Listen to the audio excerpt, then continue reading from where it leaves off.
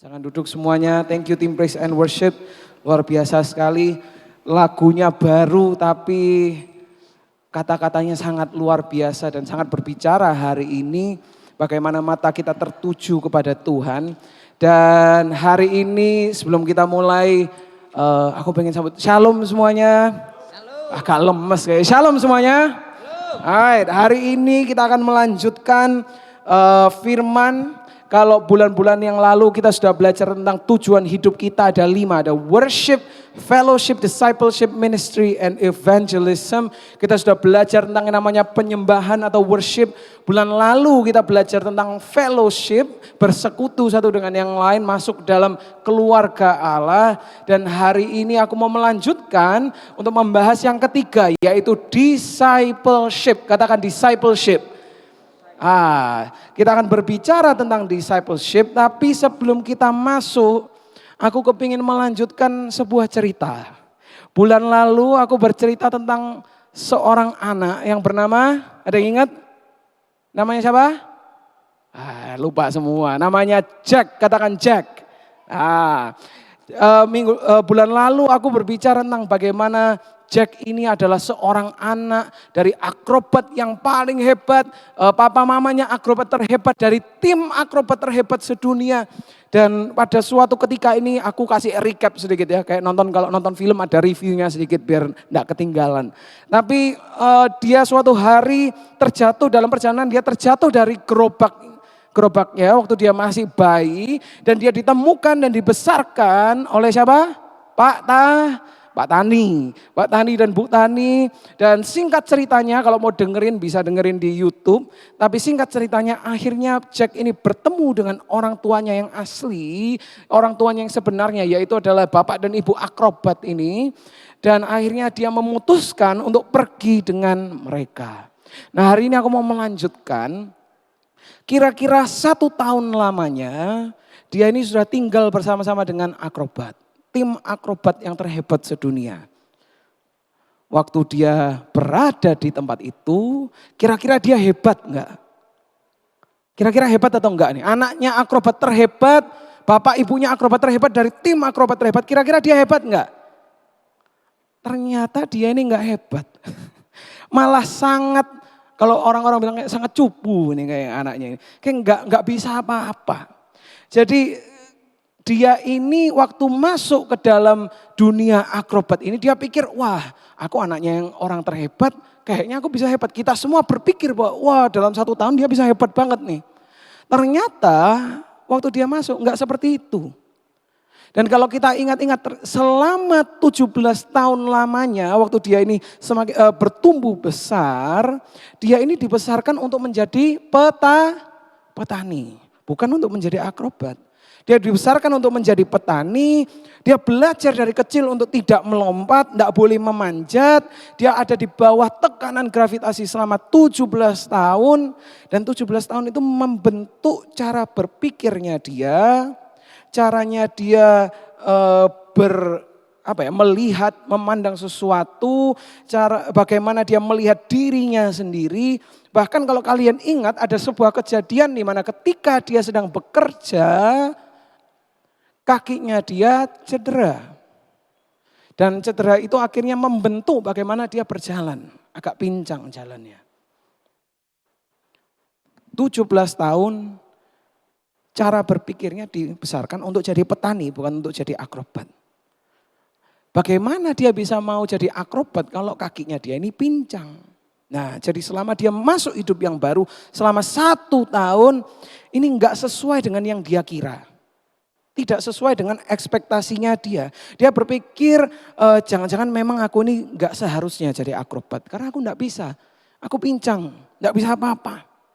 Coba lihat anak-anak yang lainnya yang dari kecil sudah. Sekarang masih kecil-kecil gini bisa macam-macam udah hebat. Lebih hebat dari aku. Gimana caranya aku bisa jadi kayak anak-anak itu. Dia mulai berpikir gimana ini enggak bisa. Aku jatuh, aku sampai luka-luka. Aku enggak tahu caranya. Dia lihat orang latihan. Orang-orang itu lihat orang tuanya bisa melakukan ini dan itu dia mulai berpikir kayaknya ini bukan untuk aku. Dalam 1 tahun dia pikir salah aku ini kayaknya. milih untuk datang ke sini. Salah aku kayaknya untuk ikut papa mama aku. Tahu gitu aku kembali aja ya ke Pak Tani sama Bu Tani. Apakah aku kembali aja ke hidupku yang lama untuk membajak tanah. Hidup yang aku tahu. Nah, tapi papanya dia, Pak akrobat ini setiap hari mengatakan kepada dia sesuatu yang dia ini sebetulnya nggak seneng. Dia kesel sama papanya karena papanya selalu ngomong sama dia, "Nak, ayo waktunya latihan. Nak, I love you. Aku sayang sama kamu, aku cinta sama kamu. Tapi kalau kamu jatuh, enggak perlu khawatir, tinggal berdiri coba lagi." Dan kata-kata ini dikatakan berulang-ulang kali akhirnya membuat dia ini menjadi kesal. Dan yang lebih mengesalkan lagi adalah ketika dia sedang latihan, anak-anaknya yang lain ini gangguin dia. Oh enggak bisa apa-apa, wah cupu kamu, wah jatuh gitu aja luka, gitu aja enggak bisa. Anak-anak ini gangguin dia, kenapa? Karena selama bertahun-tahun anak-anak ini dibesarkan dengan sebuah cerita. Bagaimana ada anak dari akrobat terhebat, dari tim akrobat terhebat yang nantinya akan bisa melakukan hal-hal yang luar biasa. Waktu mereka ketemu anaknya, wah kita pikir bakal hebat. Ternyata ini tuh yang diceritakan selama ini. Mengayun-ngayun di atas saja nggak bisa, mau hebat gimana? Dia diolok-olok oleh anak-anak di situ. Bahkan anak-anak itu kadang mendorong dia supaya dia jatuh. Kenapa? Karena mereka kepingin untuk melihat Jack untuk gagal. Mereka nggak suka sama Jack, mereka nggak senang karena cerita-cerita yang harapan-harapan yang besar untuk Jack ini. Wah ternyata aku sama ini katanya ada orang lebih hebat, ternyata nggak bisa apa-apa anaknya itu. Jadi akhirnya karena semua hal yang menyusahkan itu, yang bikin Jack sampai stres, dia berpikir, aduh lebih baik aku ini jadi petani aja. Lebih baik aku kembali ke tempatku yang lama, membajak tanah aja. Tapi setiap kali dia punya pikiran seperti itu, setiap kali dia jatuh, dia melukai dirinya. Papanya selalu bilang, ayo latihan. Ayo, it's okay, I love you, ayo kita coba lagi. Nah apa-apa kalau jatuh, coba lagi aja. Jatuh belajar, berdiri, coba lagi. Dan setelah itu, karena dia begitu muak, ada dua hal yang terjadi. Yang pertama adalah karena Jack tidak suka latihan, karena dia diolok-olok, diganggui oleh orang-orang. Dia tidak bisa apa-apa, dia mangkel sama kata-kata papanya. Ayo latihan, ayo kamu bisa, ayo kamu kalau jatuh coba lagi. Dia mangkel karena tidak bisa, tapi diomongin gitu terus. Akhirnya dia bilang, udah deh, aku sembunyi aja. Jadi setiap kali waktunya latihan, dia pergi, lari tidak tahu kemana dan dia bersembunyi. Akhirnya dia ini menemukan satu tempat yang menjadi tempat favoritnya dia untuk bersembunyi. Yaitu ada satu gerobak yang dimiliki oleh sejarawan dari tim akrobat itu. Ada yang tahu sejarawan itu apa? Sejarawan itu adalah orang yang mencatat sejarah. Dia mencatat catatan-catatan yang sangat detail, sangat lengkap tentang dari mana tim akrobat ini mulai, kemana aja mereka sudah pergi, silsilah keluarga dari yang paling pertama sampai yang sekarang dicatat dengan lengkap. Dan karena dia nggak mau di luar sana, karena dia sakit hati dan dia stres kalau ketemu sama orang-orang yang lainnya, dia bersembunyi di gerobak ini dan dia cuma baca cerita ini. Dia baca mulai dari ternyata mereka ini dikirim dari negara ini, dimulai dari sini, sudah pergi ke sini, pergi ke situ. Oh ini ternyata orang akrobat yang pertama, dia punya anak, anaknya jadi akrobat punya anak lagi. Dia lihat semua ceritanya ini dan dia baca di situ. Dia seneng karena dia nggak harus menghadapi realita yang ada di luar. Dia bersembunyi. Yang kedua yang terjadi adalah mamanya ini melihat kakinya yang cedera. Karena jalannya dia sedikit pincang, mamanya lihat, dia bilang, "Nak, aku ini bisa bantuin loh kakimu." Nah pada zaman itu belum ada operasi, belum ada cara teknik-teknik teknologi yang luar biasa. Tapi karena mereka turun-temurun adalah akrobat, cedera itu biasa. Jadi mereka punya teknik dan mereka tuh punya ilmu untuk bagaimana bisa mengembalikan kakinya itu seperti semula. Seperti pulih kembali seperti awalnya. Dan waktu mamanya lihat, mamanya bilang, coba kakinya taruh di atas ini. Dia taruh kakinya di atas dan mamanya ini mulai ditekan, kakinya mulai ditekan, kakinya mulai diurut dan kira-kira apa yang terjadi? Jacknya teriak-teriak. Karena apa? Karena sakitnya setengah mati. Ada yang pernah diurut di sini?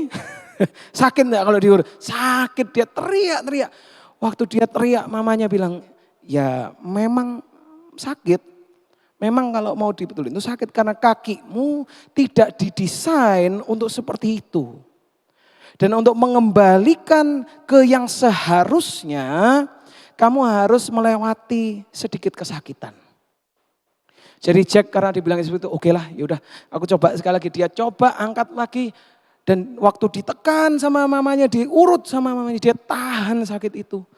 Setelah itu mamanya bilang, oke dah cukup sampai sini. Minggu depan lagi, minggu depan lagi. Bingung dia, aduh kok sakit. Tapi ketika dia mulai mencoba untuk berjalan, kakinya enakan ternyata. Jadi minggu depan dia datang lagi, diurut lagi, kesakitan lagi dia tahan. Tapi setiap kali setelah dia diurut, ditekan-tekan, dikembalikan kepada yang semula.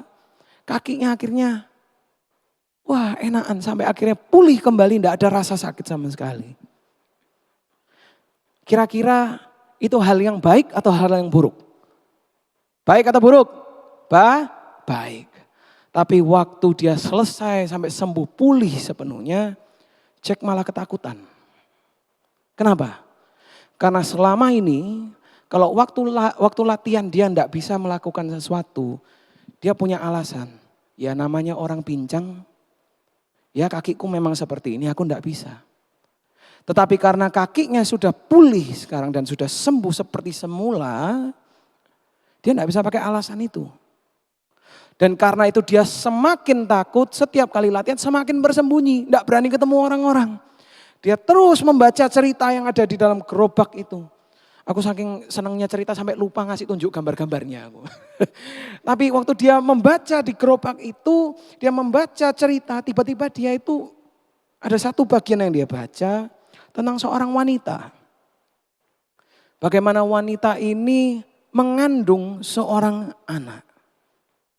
Dan waktu dia baca-baca tentang cerita itu, dia, ini ceritanya ternyata tentang aku.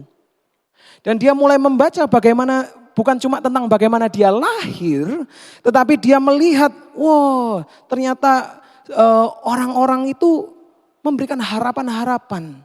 Dituliskan di situ orang-orang harapan-harapannya orang-orang tentang dia. Bagaimana dia ini akan menjadi akrobat yang luar biasa. Papa mamanya bisa melakukan ini dan dia bisa melampaui papa mamanya. Dia bisa melampaui yang namanya gravitasi. Semua harapan-harapan itu dia baca. Bagaimana orang-orang itu gak sabar untuk kedatangannya dia. Bagaimana mereka membawa hadiah untuk dia. Memberkati hidupnya bahkan sebelum dia pun sadar bahwa dia itu punya hidup. Dan ketika dia ini membaca cerita ini, dia sadar bahwa dia ada dalam cerita itu, menjadi bagian dari cerita itu. Sekarang membaca itu bukan menjadi pelarian lagi, tetapi seakan-akan dia itu kayak ditarik masuk ke dalam sebuah realita yang dimana dia masih merasa kayaknya kok bukan aku, enggak kerasa kayak aku enggak merasa seperti itu sih. Tetapi di dalam dirinya dia mulai, apa bisa jadi itu aku.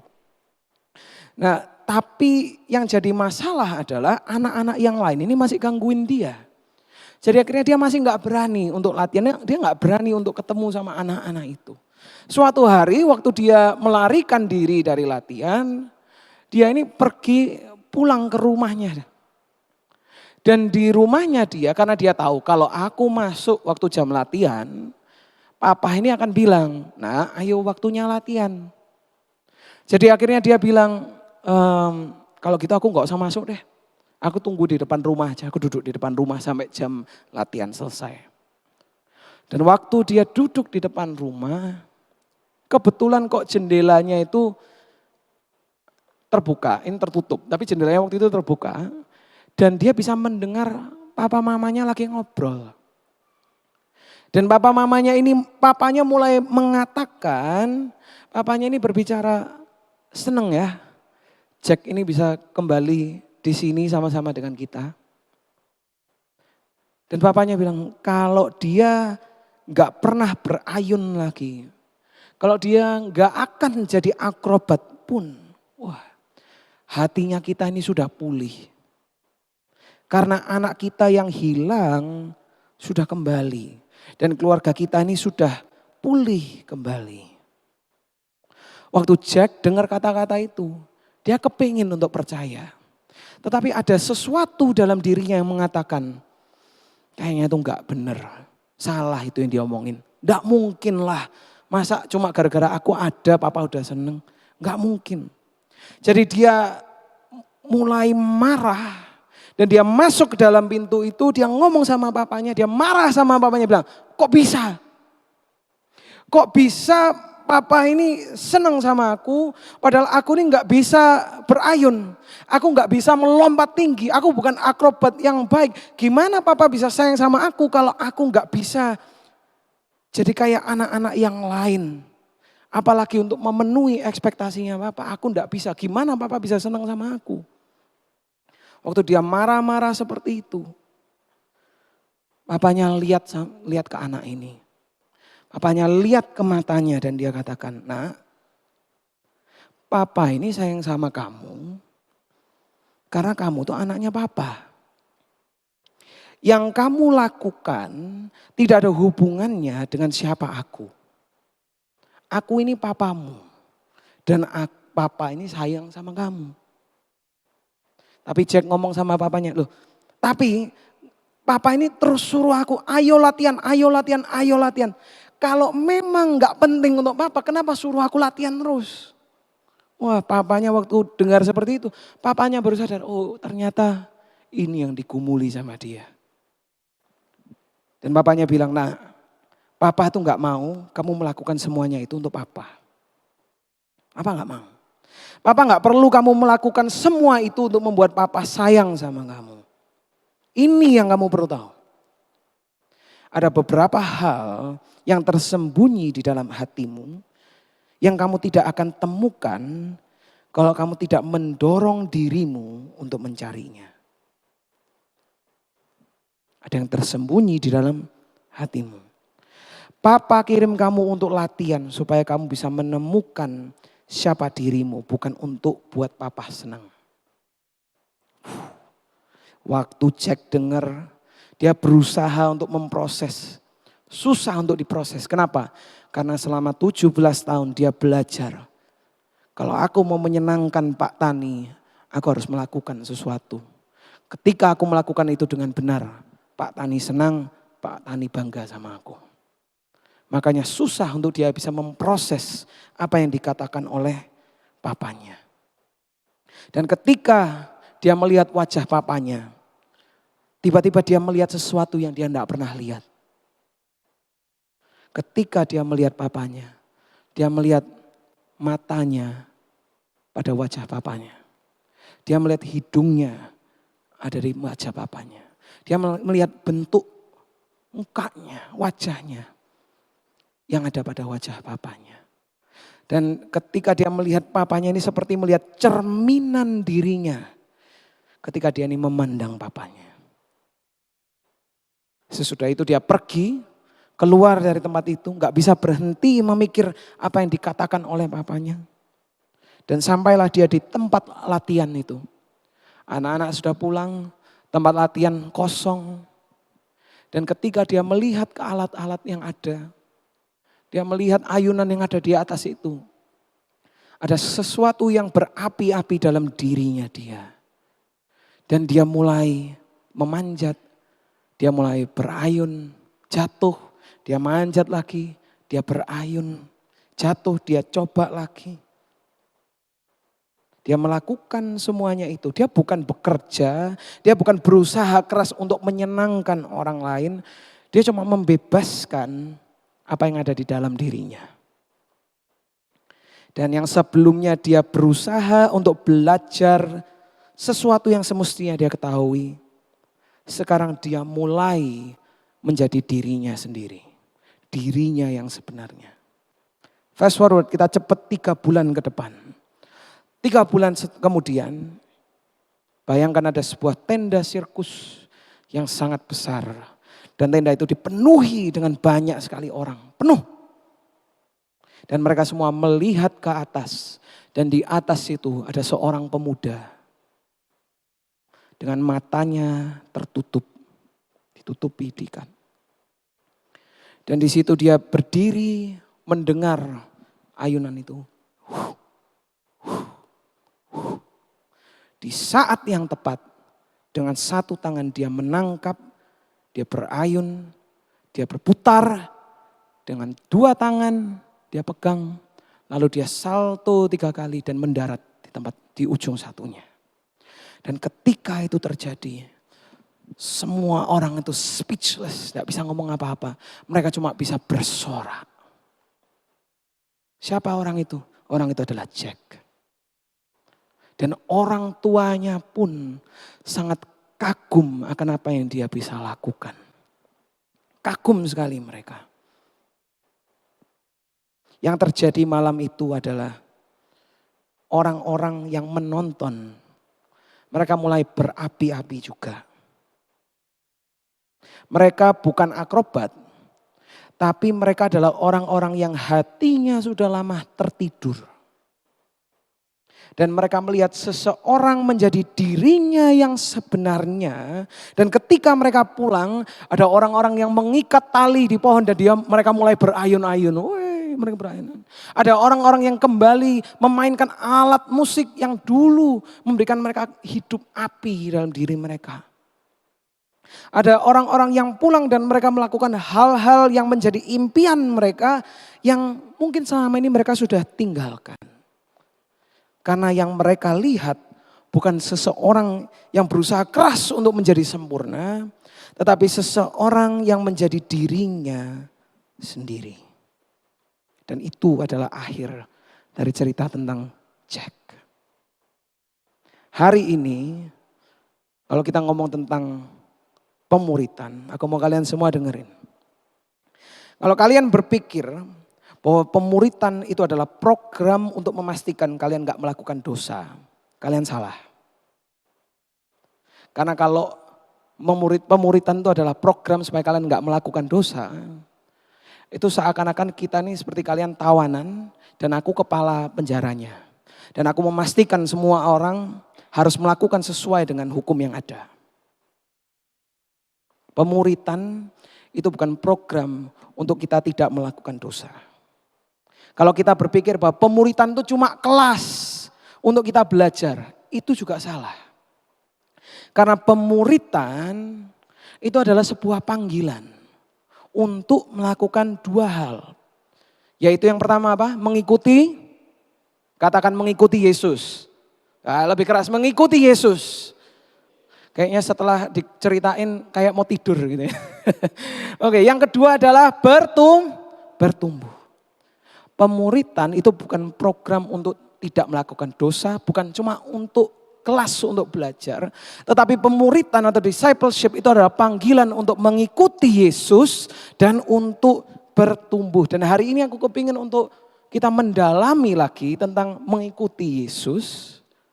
Kalau aku boleh bilang mengikuti Yesus itu seperti apa? Banyak orang yang berpikir, banyak orang mengira mengikut Yesus itu berarti percaya dan tidak berbuat dosa lagi.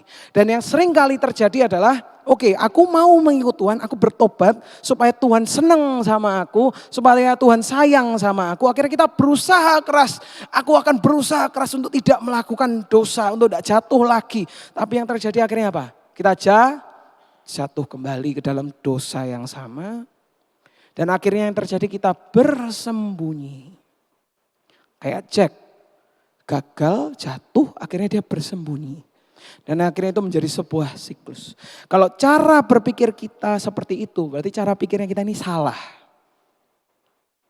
Kalau cara pikirnya kita ini sama kayak Jack, aduh Tuhan ini sayang kita, kalau kita ini sempurna, salah itu. Dan bahkan iblis ataupun orang-orang Kristen pun kadang akan mengingatkan kalian tentang kegagalan kalian. Oh, salah kamu kayak gitu. Wah, dosa kamu, orang dosa. Jadi akhirnya kita pikir apa? Kita sudah kepingin untuk mengikuti Tuhan, tapi katanya, aduh iya, aku masih berdosa. Akhirnya kita bersembunyi, tidak jadi pengikut Tuhan lagi. Makanya banyak orang yang mau jadi pengikut Tuhan, tengah-tengah akhirnya apa? Mereka menyerah, mereka tidak percaya lagi sama Tuhan. Mereka atau jadi orang-orang yang namanya Kristen KTP. Kenapa? Pengen sebetulnya jadi pengikut Tuhan. Tapi kayaknya kok susah, kayaknya kok mustahil untuk jadi pengikutnya Tuhan. Aku ingat suatu hari ada pembicara, aku lagi dengerin khotbah, bukan di gereja ini. Aku dengerin pembicara dan dia sharing tentang jadi orang Kristen itu enggak boleh ini, enggak boleh itu, enggak boleh ini, enggak boleh itu. Dan itu listnya panjang sekali. Waktu aku dengerin firman yang dibawakan sama dia, aku merasa berat. Kayak seakan-akan ada rantai yang taruh di aku. Dan waktu aku dengerin itu aku tanya sama Tuhan, Tuhan, masa jadi pengikutnya Tuhan tuh kayak gini? Masa jadi pengikutnya Tuhan bukan seperti orang yang bebas tapi jadi orang yang kayak tawanan. Yang bebannya semakin berat. Yang semakin kayak dirantai Tuhan. Waktu aku berdoa seperti itu dan aku merenungkan. Aku sadar bahwa ternyata selama ini kita punya mindset yang salah tentang mengikut Tuhan. Mengikut Yesus itu ada 3 bagian. Yang pertama apa? Mengenal dia. Yang kedua menerima kuasa. Dan yang terakhir melakukan kehendaknya. Mengikuti Yesus itu bukan cuma sekedar tidak melakukan dosa. Tetapi mengikuti Yesus adalah mengenal dia, menerima kuasa dan melakukan kehendaknya. Kalau yang pertama mengenal dia, menjadi murid Tuhan. Kalau kita dipanggil untuk mengikuti Tuhan, kita mau jadi pengikut Tuhan, artinya adalah kita ini perlu untuk mengenal dia. Di dalam firman Tuhan ada orang-orang yang disebut sebagai orang Farisi. Ada yang tahu orang Farisi? Mereka adalah ahli-ahli agama, orang yang tahu firman Tuhan, betul-betul ngerti orang-orang agama. Mereka tahu firman, mereka melakukan, tapi anehnya kalau kalian baca di firman Tuhan, mereka itu bukan murid Tuhan. Orang Farisi tahu firman, mereka melakukan firman, tapi mereka bukan bukan murid Yesus. Dan bahkan mereka, kalau aku boleh bilang, mereka mengikuti Yesus, tapi mereka bukan pengikutnya Yesus. Dan kalau kita bisa melihat bedanya dengan murid Yesus, apa sih bedanya orang Farisi sama murid Yesus?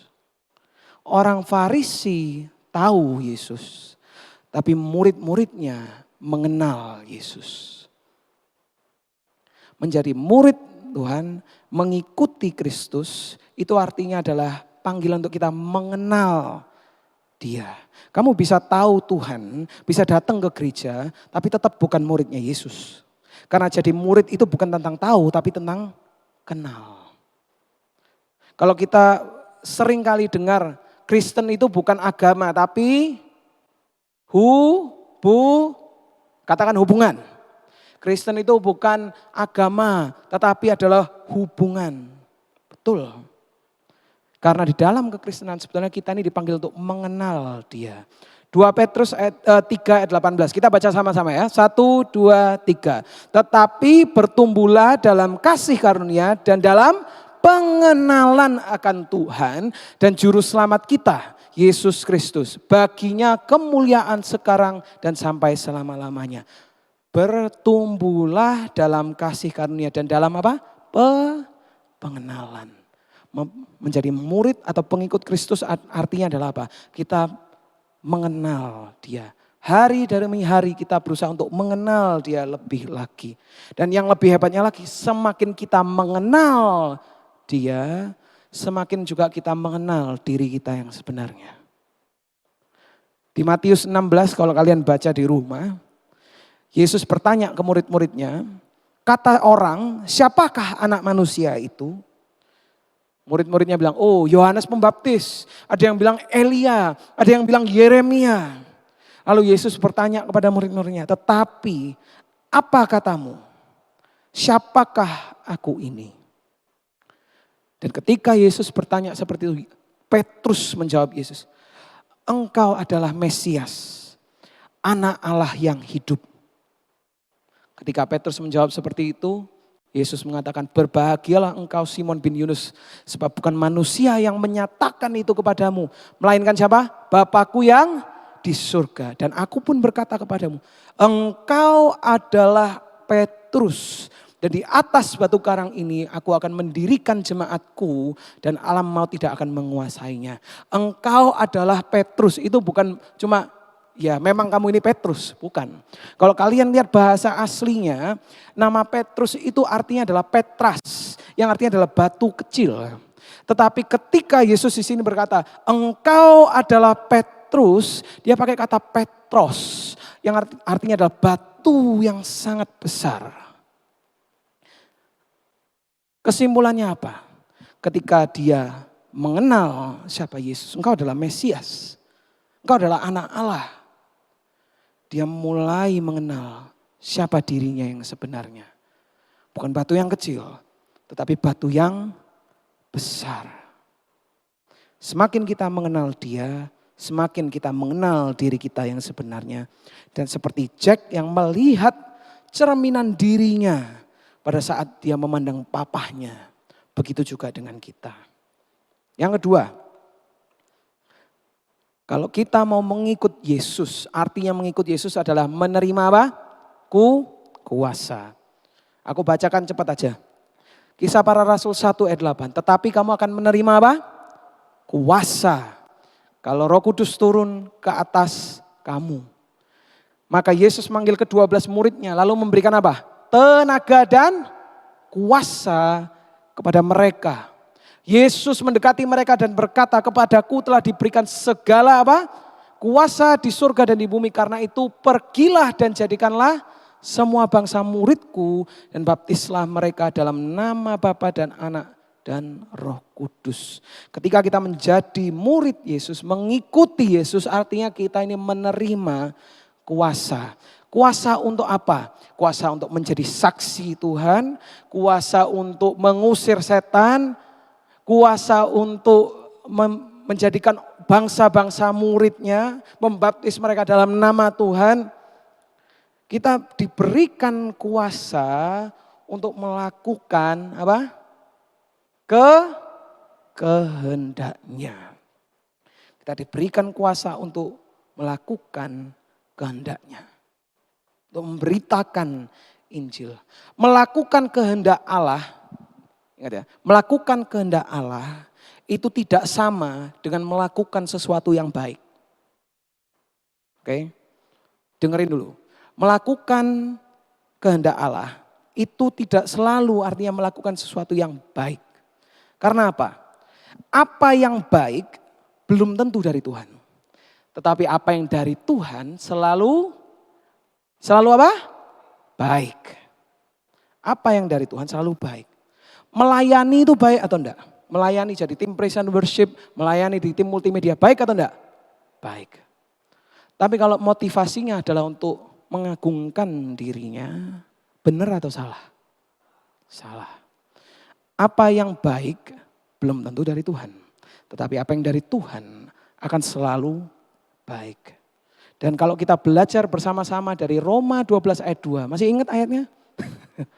Janganlah kamu menjadi serupa dengan apa? Dunia ini, tetapi berubahlah oleh pembaharuan budimu. Sehingga kamu dapat membedakan manakah kehendak Allah.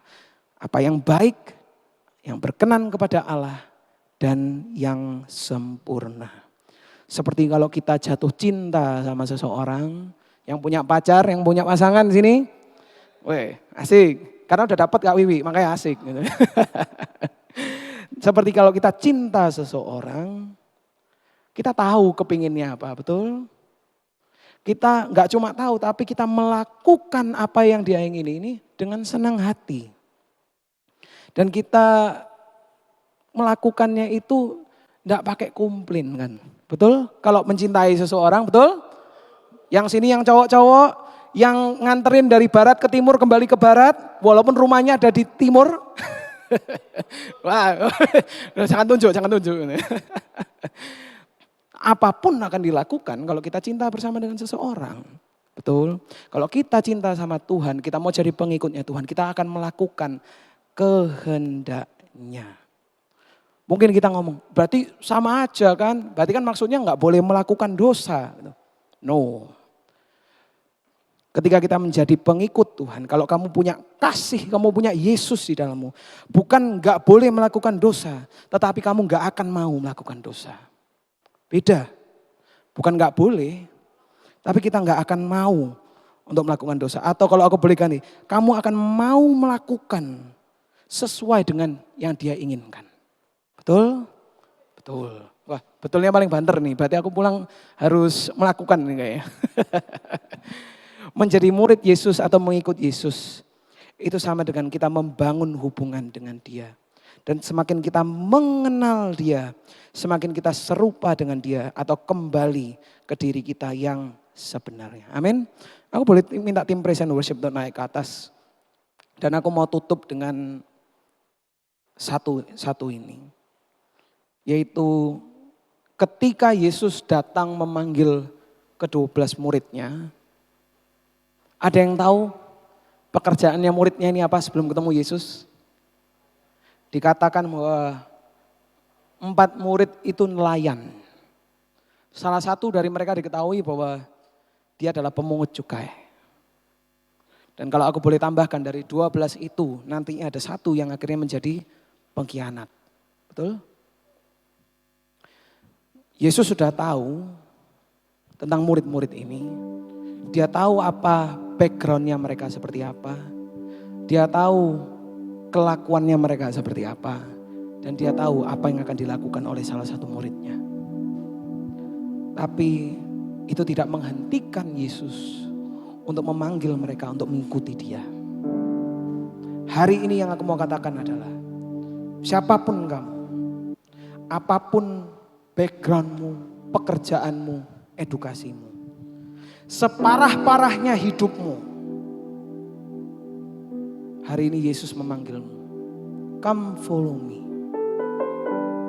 Mari ikutlah aku. Dan seperti Dia mengatakan kepada murid-muridnya, aku akan menjadikan kamu penjala manusia. Bukan lagi penjala ikan, tapi penjala manusia.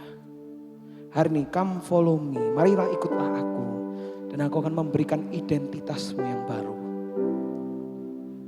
Kalau aku boleh bilang bukan identitas yang baru, tapi identitas kita yang sebenarnya. Yang semestinya kita miliki dari awal. Come follow me. Marilah, ikutlah kepadaku. Kita memandang kepada Dia, mengenal Dia. Kita menerima kuasanya dan melakukan kehendaknya. Amin. Mau untuk melakukan itu? Mau untuk jadi pengikutnya Tuhan? Bukan cuma mengikuti Tuhan seperti orang Farisi yang mengikuti Dia kemana-mana. Tapi betul-betul menjadi pengikut Tuhan. Apapun yang kita telah lakukan, seperti apapun hidupnya kita, Tuhan tetap memanggil kita. Ada satu cerita seorang anak datang kepada pendeta di tengah altar call. Dan dia ngomong sama pendeta ini, Pak Pendeta, aku punya ganja, aku punya narkoba. Kalau aku pakai narkoba ini, apakah berarti aku bukan anaknya Tuhan? Kalau aku boleh ganti sedikit, apakah berarti kita bukan pengikutnya Tuhan? Pendetanya ngomong, ya Tuhan tetap sayang sama kamu kok. Tuhan tetap sayang sama kamu. Kalau aku pakai sekarang, di depan sini, apakah Tuhan tetap sayang sama aku? Ya, Tuhan tetap sayang sama kamu. Dia kebingungan. Dan dia tanya sama pendetanya, kenapa? Dan pendetanya bilang, karena sama seperti kalau kita mandi. Apakah kamu mandi ketika kamu bersih atau ketika kamu kotor? Ketika kau kotor. Dan ketika kamu kotor, kamu masuk untuk mandi. Air itu yang akan membersihkan kamu. Kita pikir kita harus sempurna dulu untuk jadi muridnya Tuhan. Untuk jadi pengikutnya Tuhan. Tapi Tuhan bilang enggak. Kamu datang kepada aku akan bantu bersihkan hidupmu.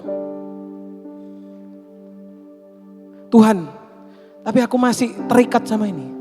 Kamu datang ke aku bantu bersihkan hidupmu. Tuhan, tapi teman-temanku masih hidup dalam dosa. Kalau aku enggak kayak gitu, aku enggak keren dong kayak mereka. Kalau kamu datang ke aku, kamu mengikuti aku akan membersihkan hidupmu. Mau hidup kita dibersihkan? Tidak ada yang namanya dosa yang terlalu besar untuk Tuhan. Dia bisa dan dia akan memulihkan hidupmu. Amin. Mari kita bangkit berdiri bersama-sama dan kita nyanyikan satu lagu ini. Bagaimana kita memandang Tuhan, mengejar hadirnya dalam kehidupan kita.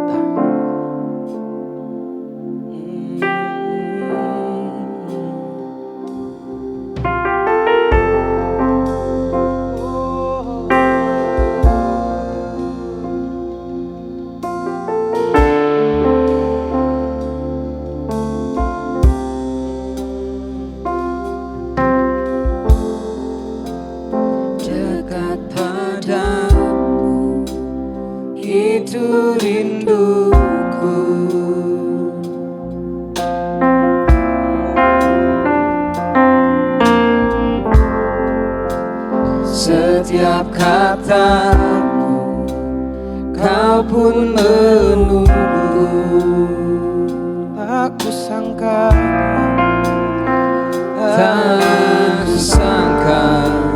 ku temukan satu kasih yang abadi.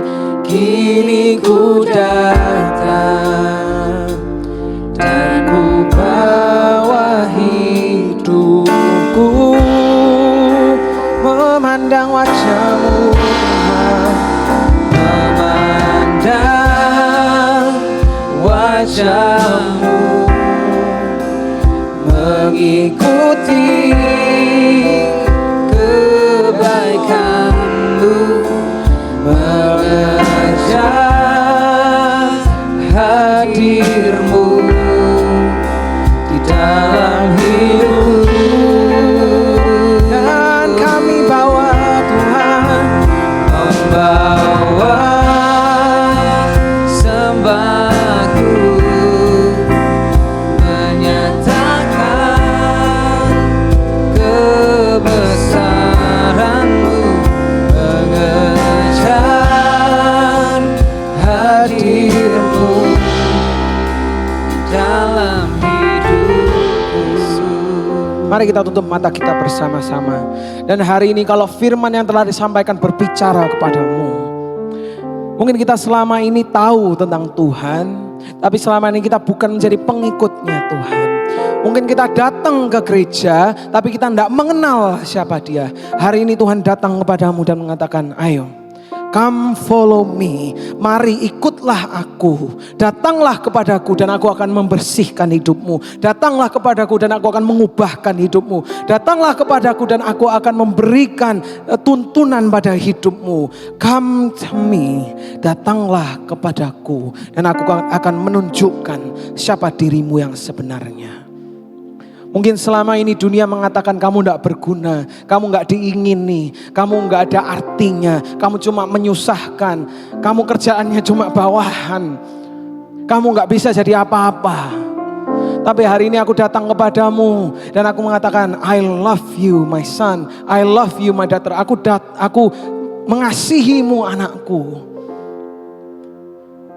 Orang tuamu di dunia ini mungkin tidak mengasihi kamu, tapi aku mengasihimu. Orang-orang bisa mengingatkan akan kegagalanmu, tetapi aku mengingatkan akan nilaimu di mataku. Aku mengasihimu, aku mengasihimu, aku mengasihimu dan aku mau punya hubungan dengan kamu. Datanglah dan jadi muridku, datanglah dan ikuti aku, datanglah untuk mengenalku, datanglah dan terima kuasaku, datanglah dan lakukan kehendakku. Tuhan, kami mengucap syukur hari ini atas firman yang telah disampaikan. Dan kami telah belajar mengenai apa artinya menjadi murid. Bukan cuma sekedar tidak melakukan dosa, tetapi memiliki hubungan dengan Engkau, menjadi pengikut-Mu Tuhan. Dan hari ini kami mau untuk hidup menjadi pengikut-Mu. Kami mau untuk mengenal, menerima kuasa-Mu dan melakukan kehendak-Mu dalam kehidupan kami. Bukan cuma apa yang benar, bukan cuma apa yang baik, tapi yang sesuai dengan firman-Mu dan kehendak-Mu. Terima kasih Bapa. Yes, Tuhan, dan kalau sebentar kami diberikan kesempatan untuk memberikan persepuluhan kami Tuhan. Hari ini kami datang sebagai pengelola yang benar. Dan kami mau mengembalikan sebagian dari apa yang telah Engkau percayakan dalam kehidupan kami. Dan kami mau memberikannya penuh dengan pengucapan syukur, penuh dengan sukacita. Karena Engkau adalah Bapa kami yang setia. Terima kasih Bapa. Di dalam nama Tuhan Yesus yang siap untuk memberikan persembahan, katakan bersama-sama, amin, amin. Kalian bisa kasih perpuluhan kalian di depan atau melalui QR yang ada.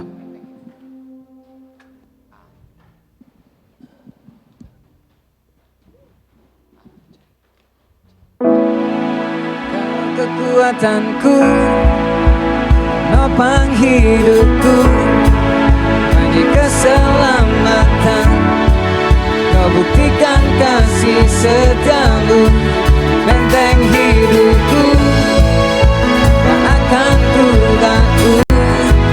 Aku tahu kau besertaku, Yesus jaminan hidup.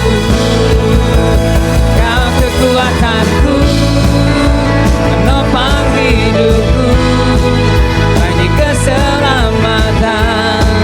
Kau buktikan kasih setiamu, benteng hidupku, tak akan ku takut.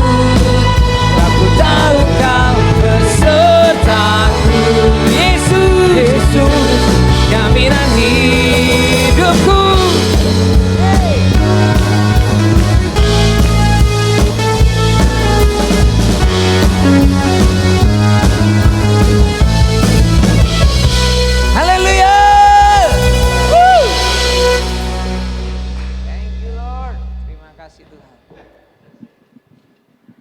Oke, siapa yang diberkati oleh firman hari ini? Amin. Luar biasa ya, ternyata ceritanya Jack ada lanjutannya.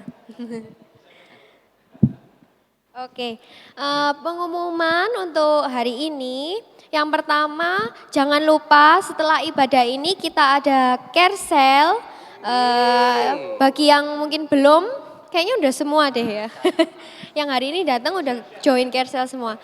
Oke, jangan lupa kita berkumpul bersama hari ini untuk fellowship bersama. Kita ada care sale, silakan join. Kalau yang belum tahu, silakan cari tahu melalui Kak Vega atau Kak Wiwi nanti care sale-nya di mana. Oke? Terus kemudian jangan lupa setiap jam 11 hari Minggu kita ada ibadah for ya. Dan setiap minggu kelima kita ada worship service. Oke, gitu sekarang kita doa. Tuhan, aku mengucap syukur atas segala kebaikan-Mu dalam hidupku. Aku mengucap syukur karena Engkau tidak pernah meninggalkan aku. Engkau memenuhiku dengan kasih dan sukacita, kasih karunia dan damai sejahtera-Mu menyertai aku. Berkat-Mu melimpah atasku dan apapun yang aku lakukan menjadi berhasil karena Engkau bersamaku. Biarlah hidupku menjadi kesaksian akan kebesaran-Mu. Ubahkan kami Tuhan dan pakai kami untuk membawa perubahan bagi komunitas kami. Terpujilah nama-Mu di dalam nama Tuhan Yesus Kristus. Amin. Oke. Bagi yang butuh doa, silakan hubungi Asher di belakang sana yang bawa sign. Nanti kita akan bantu doakan, oke? God bless you.